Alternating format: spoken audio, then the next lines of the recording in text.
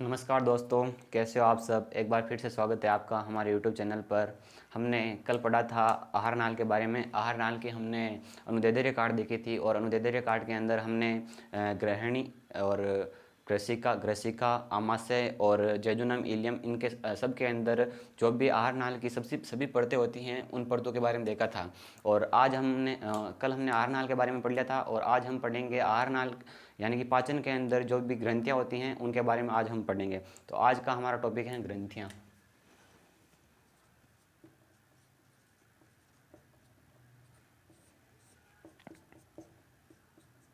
पहले हम सभी ग्रंथियों की एक बार लोकेशन देख देते। पहले आपको पता ही है कि आहार नाल के अंदर आहार नाल में और पाचन तंत्र के अंदर कौन कौन सी ग्रंथियाँ होती हैं।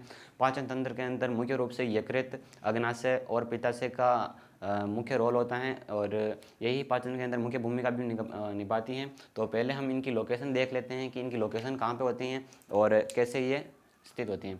तो सबसे पहले हम गृहिणी के पास देखते हैं कि गृहिणी के पास कौन कौन सी ग्रंथियाँ होती हैं।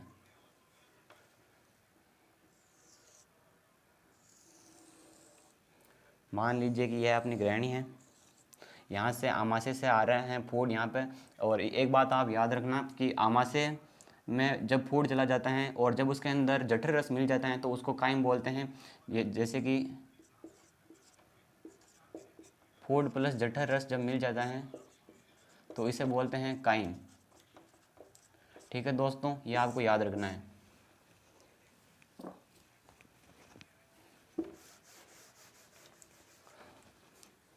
सबसे पहले हम यकृत की बात करते हैं दोस्तों। यकृत हमारे राइट साइड के अंदर होता है और ये गृहिणी है तो इसके इस तरफ होता है अपना यकृत।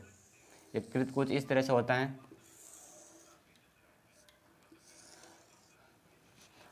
ये यकृत हो गया। यकृत के जो राइट वाला पार्ट होता है इसको बोलते हैं राइट पार्ट और वो होता है उधर लेफ्ट पार्ट।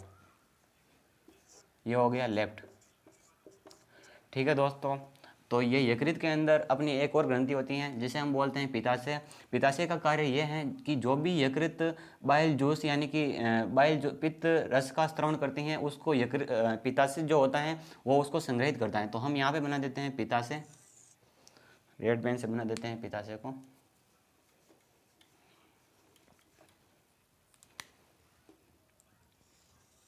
जो पित्ताशय दोस्तों होता है इसके अंदर लीवर के राइट और लेफ्ट दोनों पार्ट से बाइल जूस आता है। तो यहाँ पर दोनों पार्ट की नलिका यहाँ पर आती हैं तो हम यहाँ पे बना देते हैं। ये राइट पार्ट की नलिका हो गई और ये हो गई अपनी लेफ्ट पार्ट की नलिका। तो जो लीवर के अंदर बाइल जूस ये लेफ्ट पार्ट से ले जाती हैं और ये राइट पार्ट से ले जाती हैं तो लेफ्ट वाली को बोलते हैं हम लेफ्ट हिपेटिक डक्ट।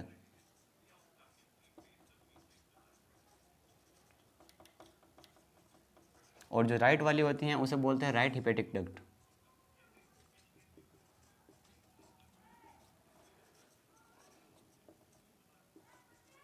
और जब ये दोनों नलिकाएं आपस में मिल जाती हैं तो इसे बोलते हैं हम कॉमन हिपेटिक डक्ट।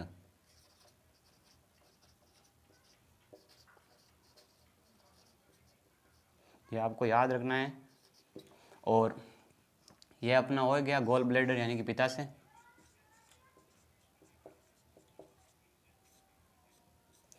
और जब ये है यहाँ पर आ जाती हैं तो यानी कि ये पित्ताशय के अंदर पहले तो बाइल जूस जाएगा और यहाँ पर संग्रहित होगा। और जब फूड अपनी आहार नाल के अंदर आएगा और जब एंजाइम यहाँ पर आकर इसे एक्टिव करेगा तब यह जो पित्त रस है यहाँ से होकर जाएगा। तो इसे बोलते हैं हम कॉमन बाइल डक्ट।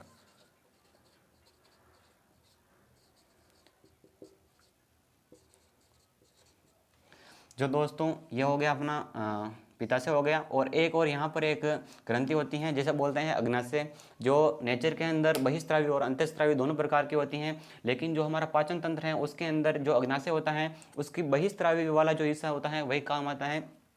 तो हमें मुख्य रूप से उसका बहिस्त्रावी पार्ट ही पढ़ना है। तो जो अग्नाशय जो होती हैं वो एक लीफ के आकार की यानी कि एक पत्ती के आकार की होती हैं।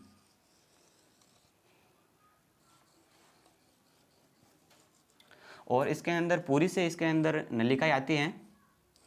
कुछ सहायक नलिकाएं होती हैं और मुख्य नलिका सिर्फ एक होती है जिससे इसका सीक्रेशन जाता है।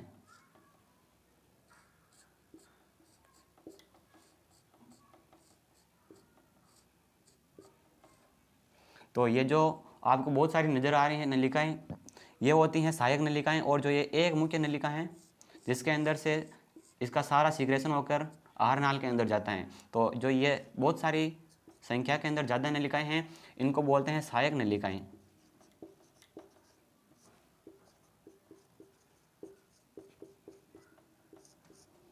जो सहायक नलिकाएं होती हैं, इनको एक और नाम से भी जाना जाता है, जिसे बोलते हैं डक्ट ऑफ सेंटोरिनी,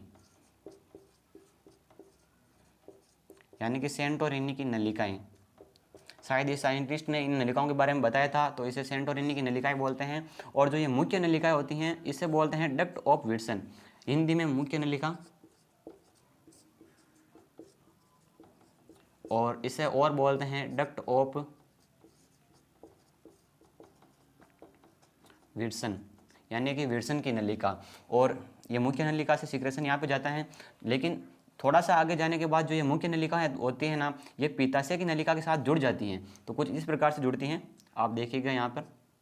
यह तो है अपने अग्नाशय की मुख्य नलिका, और ये जा रही है यहाँ से कॉमन हिपेटिक डक्ट, ये इधर से आई और यहाँ पे आके जुड़ गई। और जब जहाँ पर ये दोनों संरचनाएं जुड़ती हैं दोस्तों, वहाँ पर एक एम्पुला यानी कि गांठ की तरह की संरचना पाई जाती है। हमारे जो जोलॉजी के अंदर जहाँ पर कहीं पर भी गांठ जैसी संरचनाएं पाई जाती हैं, उसे हम एम्पुला बोलते हैं। तो ये हो गया अपना एम्पुला, और इसे बोलते हैं एम्पुला ऑफ वेटर।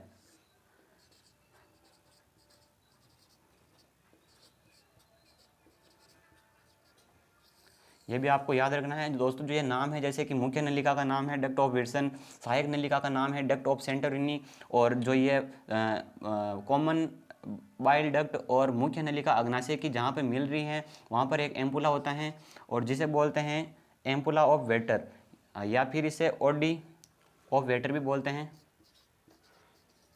ये भी आपको याद रखना है, ओडी ऑफ वेटर। ठीक है दोस्तों, ये हो गई इनकी लोकेशन। और जो ये अपना लीवर होता है, उसके ऊपर आपको पता होता है कि डायफ्राम भी मौजूद होता है। तो यहाँ पे मैं डायफ्राम बना देता हूँ।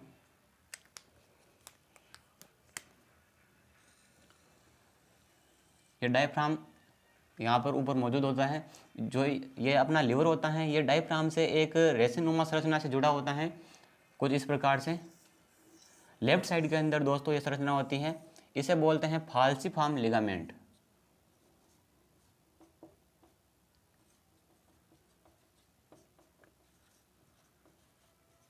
ठीक है दोस्तों, ये कुछ इस तरह से इनकी लोकेशन होती हैं।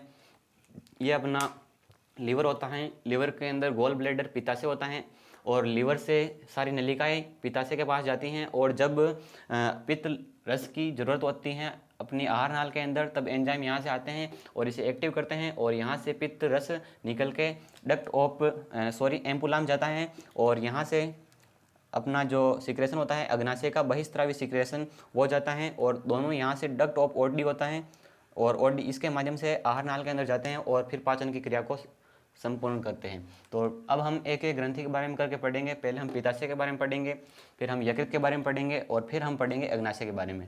ठीक है दोस्तों, आप इसको नोट कीजिए।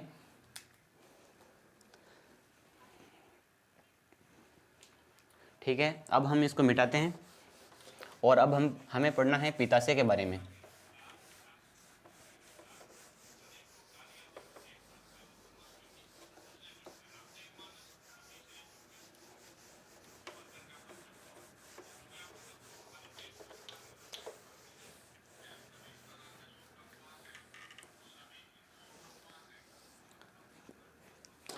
तो अब हमें पढ़ना है पित्ताशय के बारे में। हेडिंग लगाते हैं पित्ताशय।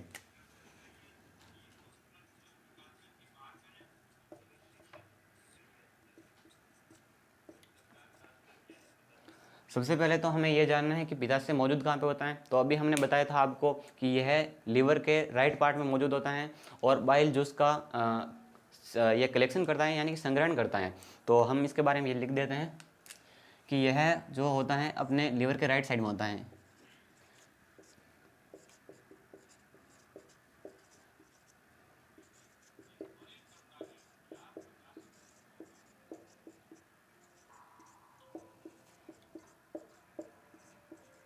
और ये बाइल जूस का कलेक्शन यानी कि संग्रहण करता है। एक मिनट रुकना, इंक डाल देते हैं।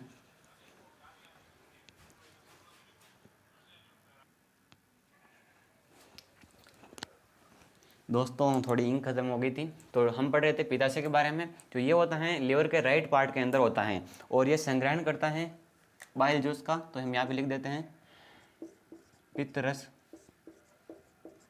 या बाइल जूस का संग्रहण। ठीक है, तो अब हम इस पित्त रस के बारे में जान लेते हैं कि ये क्या होता है। तो पित्त रस मुख्य रूप से दो प्रकार का होता है। एक तो ये होता है पित्त लवण और एक होता है पित्त लवक। अब हम दोनों के बारे में जान लेते हैं। ये पित्त लवक जो होता है ये तो एक तरह से हमारे ज़्यादा काम नहीं आता है इस पाचन वाले चैप्टर के अंदर। तो ये दो होते हैं, एक तो बिलीरुबिन और एक होता है बिलीवर्डिन। और जो पित्त लवण होता है इसका पाचन के अंदर इंपॉर्टेंट रोल होता है। दोस्तों जो हमारी ग्रहणी होती हैं इसके अंदर जो फूड होता है वो आमाशय से आता है और आमाशय के अंदर एक प्रबल अम्ल होता है जिसे बोलते हैं HCl। HCl का pH बहुत ही कम 1.3 से लेकर 1.8 तक होता है। तो वो फूड के नेचर को बिल्कुल अम्लीय कर देते हैं और अम्लीय हो जाने के कारण फूड का नेचर, बहुत सारे एंजाइम होते हैं जो उसके अंदर एक्टिव नहीं हो पाते हैं क्योंकि उसकी pH ही इतनी ज़्यादा कम हो जाती है कि एंजाइम वहाँ पर कार्य ही नहीं कर पाते हैं। तो फिर जब वो फूड जो ग्रहणी के अंदर आता है तो फिर अपनी ग्रहणी को भी वो नुकसान पहुँचा सकता है। इसलिए ये पित्त लवण का पित्ताशय मतलब स्त्रवण सिक्रेशन करता है और जो ये पित्त लवण होता है ये कायम को उदासीन कर देता है। कायम दोस्तों किसको बोलते हैं, आपको पहले बताया था हमने।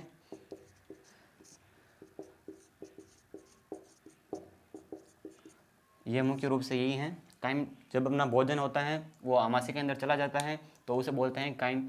आमाशय के अंदर जाने के बाद जब वो जठररस में मिल जाता है तो वो कायम हो जाता है और जब भोजन अपना लार से मिलता है तो उसे बोलते हैं बोलस।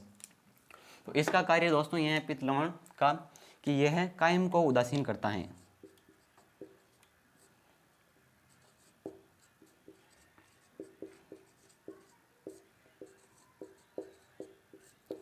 ठीक है, तो ये हमने जाना पित्ताशय के बारे में। अब हम जानते हैं यकृत के बारे में।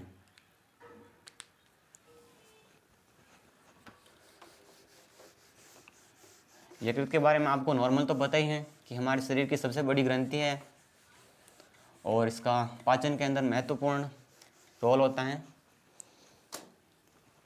हेडिंग लगाते हैं यकृत, जिसे बोलते हैं लीवर।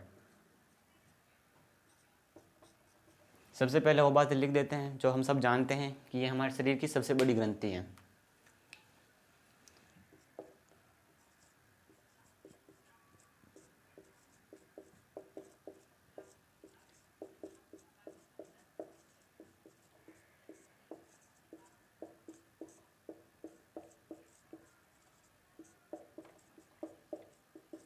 ये हमारे शरीर की सबसे बड़ी ग्रंथि होती हैं। और जो दोस्तों ये लीवर होता है यह सबसे बिजी अंग भी होता है अपने शरीर का।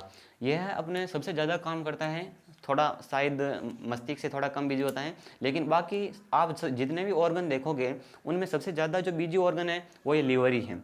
यह इतने ज़्यादा काम करता है दोस्तों आप सोच भी नहीं सकते।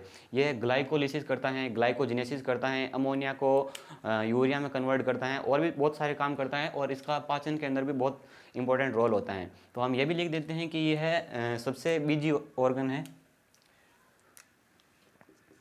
यह शरीर का सबसे व्यस्त अंग है। अब दोस्तों इस लीवर की उत्पत्ति कहाँ से होती है उसके बारे में पढ़ते हैं। उत्पत्ति के अंदर ये एंडोडर्मल होता है। इसकी उत्पत्ति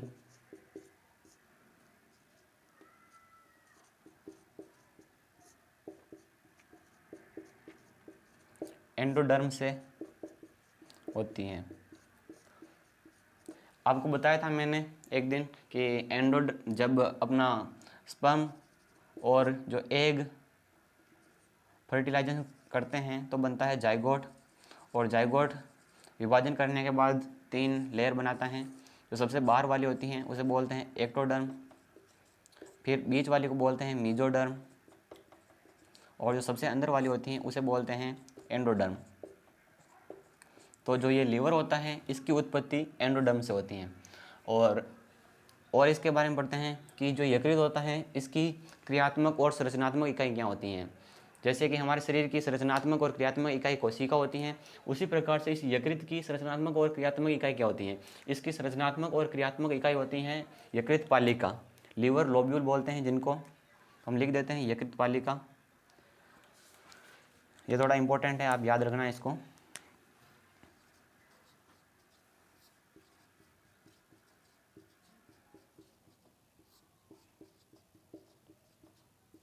लीवर लोब्यूल्स इसकी संरचनात्मक और क्रियात्मक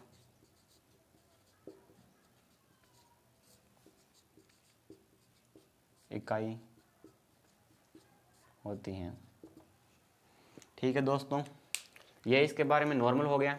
अब जो लीवर लोब्यूल हैं वो इसकी संरचनात्मक और क्रियात्मक इकाई हैं। तो हम लीवर लोब्यूल के बारे में पढ़ेंगे ताकि हमको पता चल सके कि जो भी यकृत के अंदर जो भी वर्क हो रहा है वो कैसे हो रहा है और कैसे संपन्न हो रहा है। तो अब हमें पढ़ना है लीवर लोब्यूल के बारे में, यकृत पालिका के बारे में। ठीक है, तो आप ये नोट करना।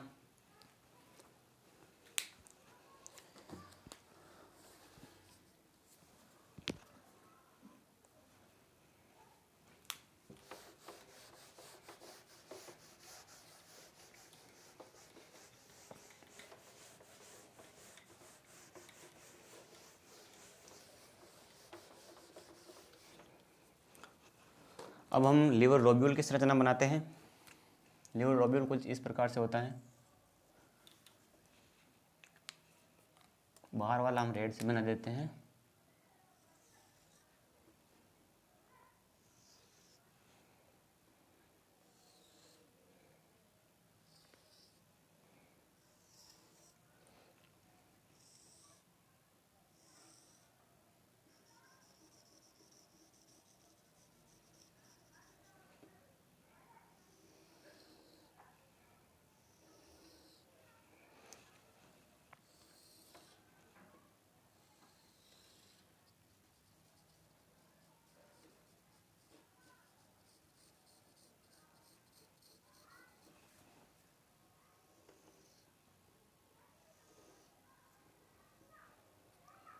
दोस्तों, ये लीवर लोब्यूल का डायग्राम है।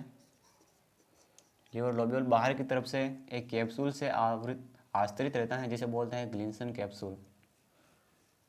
तो ये बाहर वाला कैप्सूल हो गया, इसे बोलते हैं ग्लिंसन, यानी कि ग्लिंसन का कैप्सूल बोलते हैं इसे।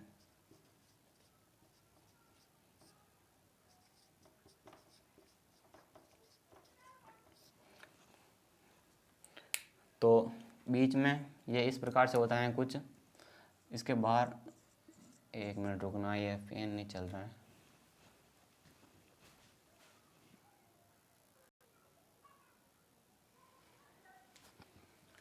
ठीक है दोस्तों, तो ये लीवर लोब्यूल का बाहर वाला आवरण होता है, इसे बोलते हैं ग्लिंसन का कैप्सूल।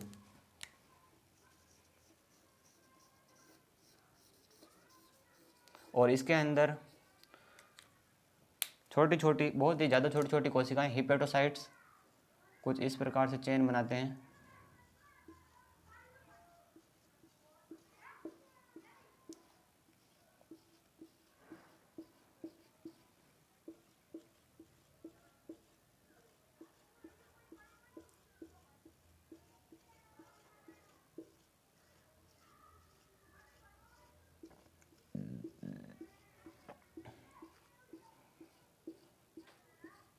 छोटी छोटी हिपेटोसाइट कोशिकाएं होती हैं, इन्हें हिपेटोसाइट कोशिकाएं बोलते हैं। और ये संग्रहित होकर एक गोल चेन के आकार की संरचना बनाते हैं। और इसके अंदर मौजूद होती हैं सेंट्रल वेन, इसे बोलते हैं सेंट्रल वेन। और इसके बाहर जो ये हिपेटोसाइट जो सेल्स होती हैं सेंट्रल वेन के दोनों तरफ से इस प्रकार से कुछ हिपेटिक कॉर्ड बनाती हैं।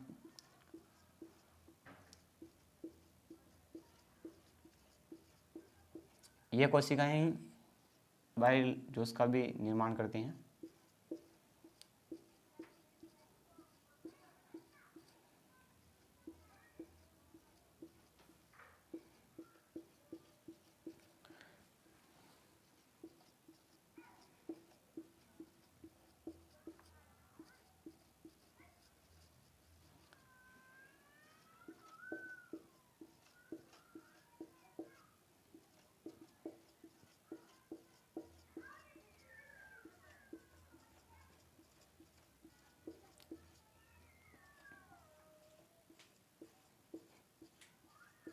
ठीक है दोस्तों, तो कुछ इस प्रकार से दिखाई देता है अपना लीवर लोब्यूल, यानी कि यकृत की क्रियात्मक और संरचनात्मक इकाई यकृत पालिकाएं कुछ इस प्रकार से दिखाई देती हैं। अब इसके बारे में हम इसके अंदर क्या क्या होता है वो देखते हैं।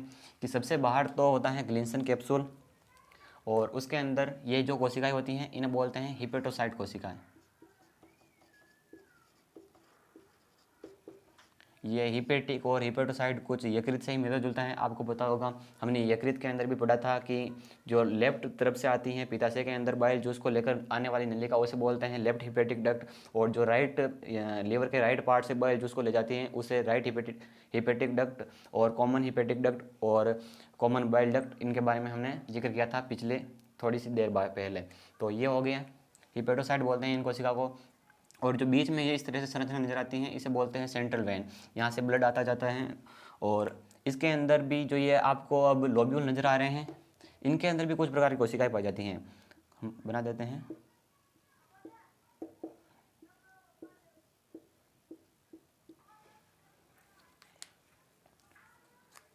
और कुछ इस तरह की कोशिकाएं भी होती हैं।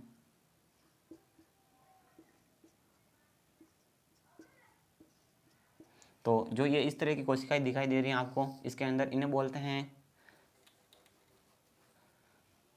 पहले हम इनके बारे में बात करते हैं। जो ये आपको छोटी छोटी कोशिकाएं दिखाई दे रही हैं इन्हें बोलते हैं फास्ट स्टोमा सेल। और जो रेड वाली कोशिकाएं होती हैं इन्हें भक्षकण कोशिका भी कहते हैं।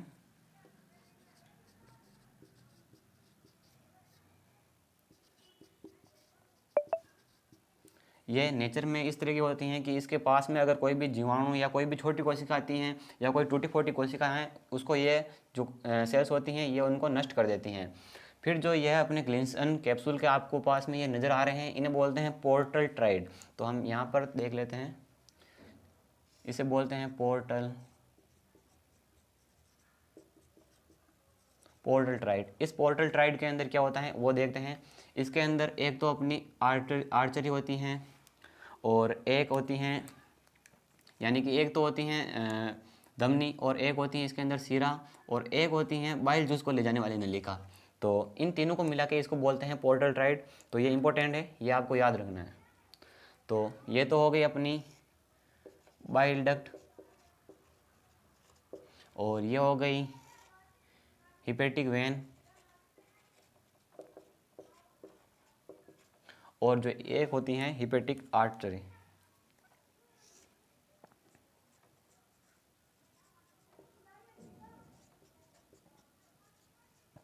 ठीक है दोस्तों, तो ये ग्लिंसन कैप्सूल हो गया, और इसके पास में जो ये गोलाकार संरचनाएं ग्लिंसन कैप्सूल के साथ में जुड़ी होती हैं इन्हें बोलते हैं पोर्टल ट्राइड। पोर्टल ट्राइड के अंदर एक संरचना को बोलते हैं हिपेटिक आर्चरी, एक को बोलते हैं हिपेटिक वेन, और एक को बोलते हैं बाइल डक्ट। इसे हिपेटिक बाइल डक्ट भी बोल सकते हैं, और इन तीनों को मिलाकर बोलते हैं पोर्टल ट्राइड। जो और दोस्तों ये आपको एक छड़नुमा संरचना नजर आ रही है, इसे बोलते हैं हिपेटिक कॉर्ड। अब दोस्तों ये जो हिपेटोसाइट कोशिकाएं होती हैं यही बाइल जूस का निर्माण करती हैं। तो बाइल जूस जो होता है वो इन, जैसे कि ये मान लीजिए ये हिपेटिक कॉर्ड है, और ये कोशिकाएं जो होती हैं ये बना रही हैं बाइल जूस। तो ये बाइल जूस यहाँ पे, ये यहाँ पे डालेगी, ये यहाँ पे डालेगी, यहाँ पे डालेगी, यहाँ पे डालेगी, और बाइल जूस जो होता है वो इनके माध्यम से सेंट्रल वेन में जाता है। सेंट्रल वेन से फिर बाइल डक्ट के माध्यम से और फिर राइट हिपेटिक, या अगर राइट पार्ट होगा तो राइट हिपेटिक डक्ट के माध्यम से पित्ताशय में जाएगा। और अगर ये जो अपनी ग्लिंसन कैप्सूल और यानी कि जो ये क्रियात्मक और सृजनात्मक इकाई हैं यकृत पालिका, अगर लीवर के लेफ्ट साइड में है तो वहाँ से लेफ्ट हिपेटिक डक्ट के माध्यम से ये पित्ताशय के अंदर जाएगा बाइल जूस। तो यह इसकी क्रियात्मक और संरचनात्मक इकाई हो गई, आपको इसको याद रखना है। और अब हम पढ़ते हैं अपनी अगली ग्रंथि के बारे में, तब तक आप ये नोट कीजिए।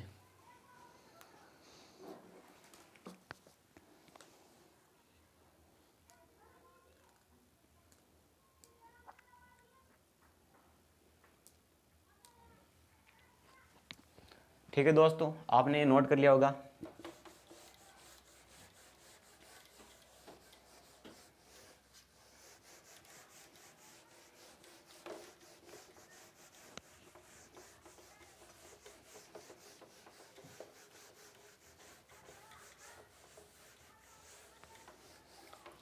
हमने यकृत के बारे में, यकृत की जो स्थिति होती है वो देखी, और यकृत के अंदर पित्ताशय होता है उसके बारे में देखा, और हमने यकृत की क्रियात्मक और संरचनात्मक इकाई यकृत पालिका का भी चित्र बना के देखा। तो अब हम इसके जो कार्य होते हैं वो भी देख लेते हैं कि वो इसके क्या कार्य हैं। तो हम इसके कार्य के बारे में देखते हैं। इसका पहला कार्य होता है ग्लाइकोजिनेसिस,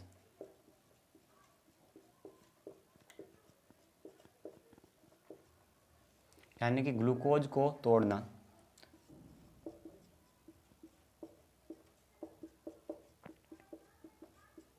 और दूसरा कार्य इसका होता है ग्लाइकियोजिनेसिस,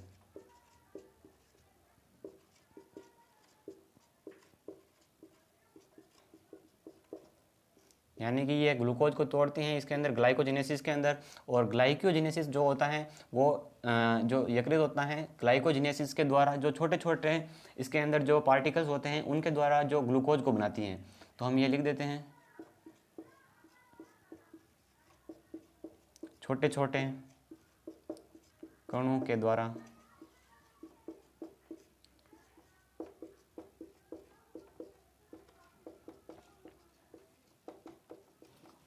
ठीक है दोस्तों, ये इसके दो काम हो गए। तीसरा काम इसका ये होता है कि ये कई सारे जो विटामिन होते हैं उनका भी संग्रहण करती हैं। विटामिन्स लिख देते हैं, विटामिन्स का संग्रहण। अब कौन कौन से विटामिन होते हैं, जैसे कि विटामिन ए हो गया, विटामिन बी हो गया, विटामिन ई हो गया, विटामिन के हो गया, और विटामिन B12 हो गया। इन सारे विटामिन का ये संग्रहण करती हैं। चौथा काम इसका होता है, जो अपने शरीर के अंदर अपशिष्ट पदार्थ के रूप में जो अमोनिया बनता है उसको ये यूरिया के अंदर बदलता है। क्योंकि हम जो प्राणी मनुष्य जो होता है जो यूरेकोटेलिक होता है, यानी कि वो अपने अपशिष्ट पदार्थ को यूरिया के रूप में बाहर निकालता है। लेकिन हमारे जो शरीर के अंदर अपशिष्ट पदार्थ बनता है वो अमोनिया के रूप में बनता है। तो और अमोनिया को बाहर निकालने के लिए बहुत ही ज़्यादा पानी की ज़रूरत होती है। तो ये जो अपना यकृत होता है, लीवर होता है, वो अमोनिया को यूरिया में बदल देता है, ताकि हमें शरीर के अंदर पानी की हानि ना हो, पानी का ह्रास ना हो। तो अमोनिया को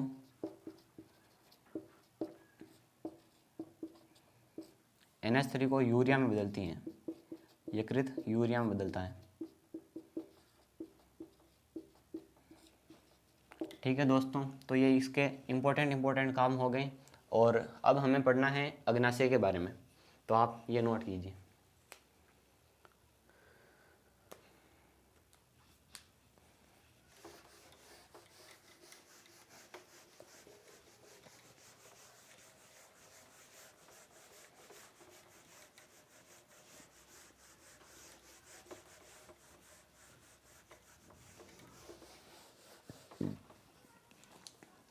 ठीक है दोस्तों, हेडिंग नली अग्नाशय।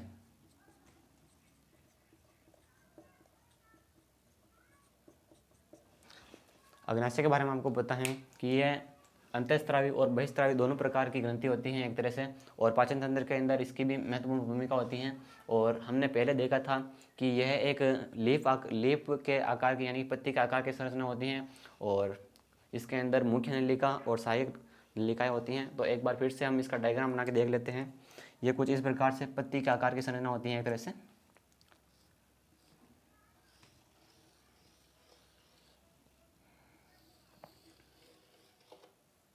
इस प्रकार से ये एक तरह से पत्ती के आकार की संरचना होती है।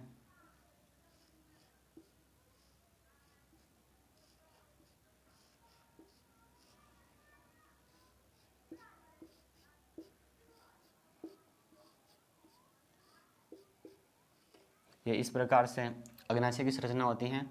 और जो यह आपको बहुत सारी नलिकाएं नजर आ रही हैं, ये सहायक नलिकाएं होती हैं जो अग्नाशय के मतलब प्रत्येक हिस्से से आती हैं और इस मुख्य नलिका के अंदर खुलती हैं। तो इनको बोलते हैं हम सहायक नलिकाएं, जो संख्या में बहुत सारी होती हैं।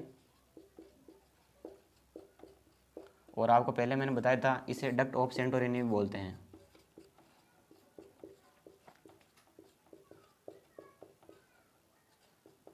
और जो ये मुख्य नलिका है, आपको मतलब एक बड़ी वाली नज़र आ रही है नलिका, जिसके अंदर सारी सहायक नलिकाएं आकर ओपन हो रही हैं, इसे बोलते हैं हम मुख्य नलिका।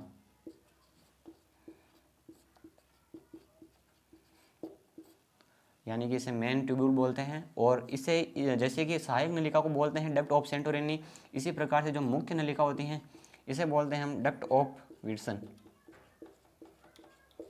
ठीक है दोस्तों, ये कुछ इस प्रकार से होती हैं। अब ये दो प्रकार की होती हैं नेचर के अंदर, एक तो होती है बहिस्त्रावी और एक होती है अंतःस्त्रावी।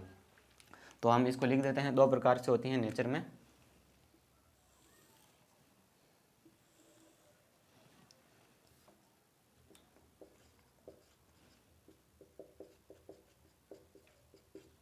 एक तो होती है बहिस्त्रावी और एक होती है अंतःस्त्रावी। तो 99% जो इसका सिक्रेशन होता है वो बहिस्त्रावी होता है, यानी कि नलिका के इन सब नलिकाओं के माध्यम से पहुंचता है। और 1% जो होती हैं ये वो होती हैं अंतःस्त्रावी। अब हम इसको एक काट के देखते हैं यहाँ से, तो ये कैसा नज़र आता है। तो हम इसको एक बार यहीं पे देख लेते हैं।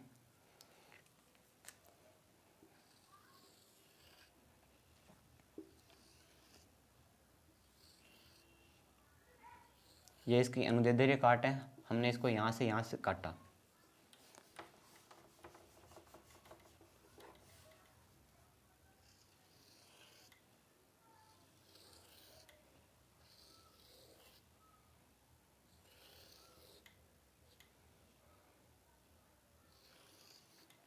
ठीक है, अगर हम इसको काटते हैं अनुदैर्ध्य, तो ये इस प्रकार से नजर आता है। इसके बीच के अंदर एक इतना बड़ी सी मतलब एक प्रकार से लोब्यूल नजर आता है, और इसके बाहर भी इस तरह से लोब्यूल नजर आते हैं। तो इसके बाहर वाले जो होते हैं इनके अंदर भी बहुत सारी कोशिकाएं होती हैं।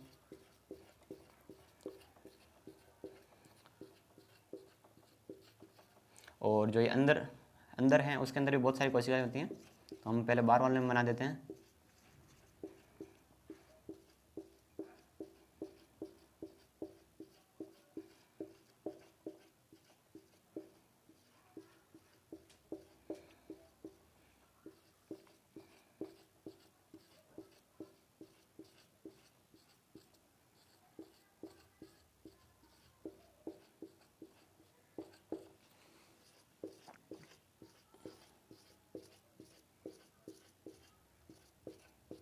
इसके बाहर कुछ एक ही प्रकार की कोशिकाएं पाई जाती हैं। जो ये बाहर वाले ये और ये सारे जो ये पांचों जो लोब्यूल हैं ये बहिस्त्रावी सिक्रेशन करते हैं, यानी कि 99% यानी कि ये बाहर वाला तो बहुत ज़्यादा होते हैं, इसलिए 99% बहिस्त्रावी हो गई। और जो बीच में एक लोब्यूल आपको दिखाई देता है वो होता है अंतःस्त्रावी, और वो 1% होता है। अब जो ये अंतःस्रावी लोब्यूल होते हैं इसके अंदर 3 प्रकार की कोशिकाएं पाई जाती हैं, और तीनों के अलग अलग कार्य होते हैं। तो हम बना देते हैं पहले, एक तो हम ब्लैक पेन से बना देते हैं।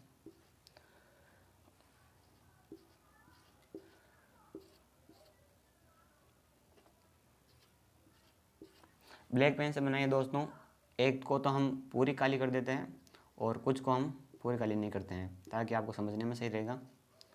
और एक को हम रेड बना देते हैं। यानी कि 3 टाइप की कोशिकाएं होती हैं अग्नाशय के अंदर।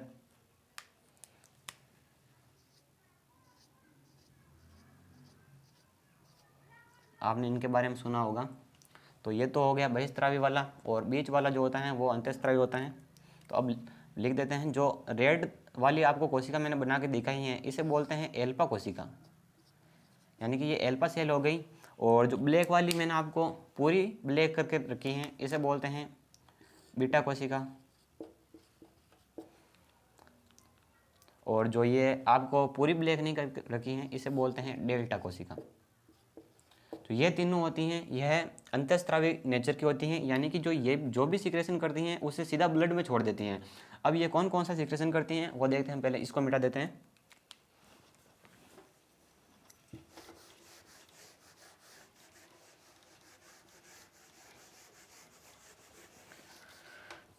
ठीक है दोस्तों, तो ये जो तीनों हैं ये कौन सी अंतःस्रावी होती है नेचर में। तो जो अब बात कर देते हैं एल्फा सेल की। तो एल्फा सेल क्या करती हैं,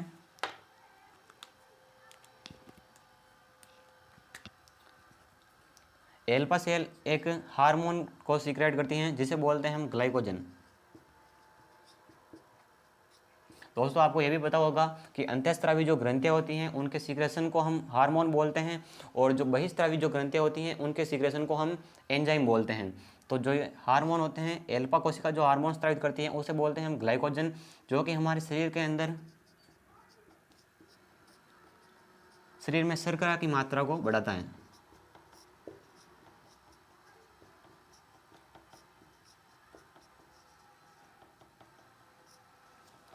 और जो बीटा कोशिका जो होती हैं ये हमारे शरीर के अंदर इंसुलिन हार्मोन का सिक्रेशन करती हैं, और इंसुलिन हार्मोन हमारे शरीर के अंदर जो शर्करा होती है उसकी मात्रा को कम करता है।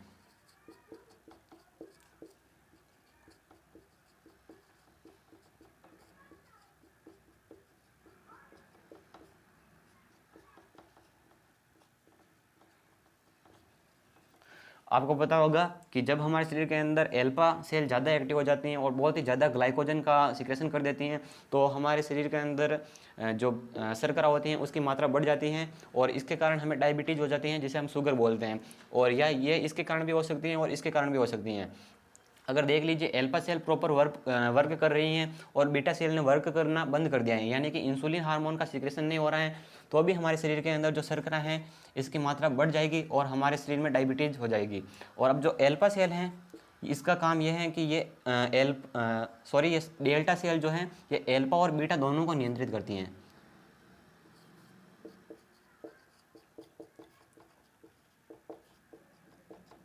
ठीक है, तो आपको बता दिया कि जो अंतःस्रावी ग्रंथि होती हैं अग्नाशय, उसके अंदर एल्फा कोशिका होती हैं, बीटा कोशिका होती हैं और डेल्टा कोशिका होती हैं। एल्फा कोशिका ग्लाइकोजन का सीक्रेशन करती हैं। अगर ग्लाइकोजन का सीक्रेशन ज़्यादा हो गया तो हमारे शरीर के अंदर डायबिटीज़ हो जाएगी। और बीटा कोशिका होती हैं वो इंसुलिन हार्मोन का सीक्रेशन करती हैं, जो कि हमारे शरीर में शर्करा की मात्रा को कम करता है। और जो डेल्टा सेल होती हैं वो एल्फा और बीटा कोशिका को नियंत्रित करती हैं।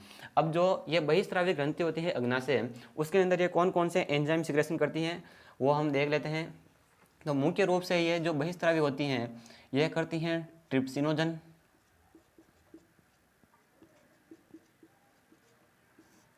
और काइमो ट्रिप्सिनोजन,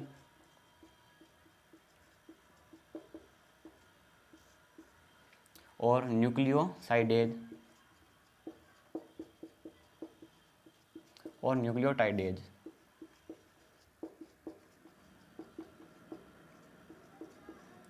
ये दोस्तों एंजाइम्स हैं, क्योंकि यह जो अग्नाशय होता है उसके बहिस्रावी पार्ट से स्रावित हो रहे हैं। और यह इंसुलिन और ग्लाइकोजन ये एक तरह से हार्मोन है, क्योंकि ये अंतःस्रावी ग्रंथियों से जो अग्नाशय हैं उसके अंतःस्रावी जो पार्ट हैं उससे सिक्रेशन हो रहे हैं। तो ये हमारी ग्रंथियाँ हो गई, और आज हमने इनके बारे में पढ़ा दोस्तों। कल अब इन जो ये हार्मोन और एंजाइम जो बहिस्रावी हिस्से से जो सिक्रेशन हुआ है उनका पाचन के अंदर क्या हिस्सा रोल होता है, और आगे ग्रहणी और जेजुनम और इलियम के अंदर जो भी पाचन के बाद अवशोषण होता है उसके बारे में पढ़ेंगे। ठीक है दोस्तों, तो आप हमारे YouTube चैनल को सब्सक्राइब करना और वीडियो को ज़्यादा से ज़्यादा शेयर करना ताकि ये आपके दोस्तों तक पहुंच सके। ठीक है दोस्तों, धन्यवाद।